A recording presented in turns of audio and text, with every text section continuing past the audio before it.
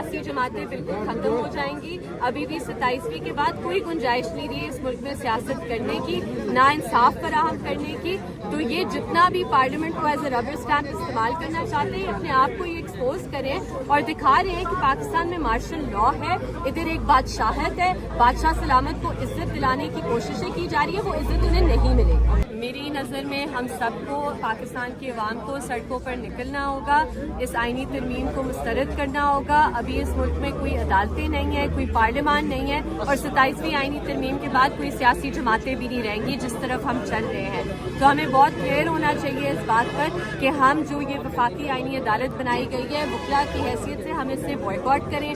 हम इस पर बिल्कुल क्लियर स्टांस रखें कि जब तक ये तरमीम वापस नहीं ली जाती, हम मोमेंटम बिल्ड करते जाएंगे, हम सड़कों पर आते जाएंगे। कि कराची बार जो खड़ी हुई है, बार ने उधर ऐलान किया है, लाहौर में जो खड़ी हुई है वकील, बार ने ऐलान किया है। इस्लामाबाद की जो बार है वो कॉम्प्रोमाइज है। इस्लामाबाद की जो बार है वो आजम नज़ीर ताडर साहब के नीचे आती है, ताबे है उनकी।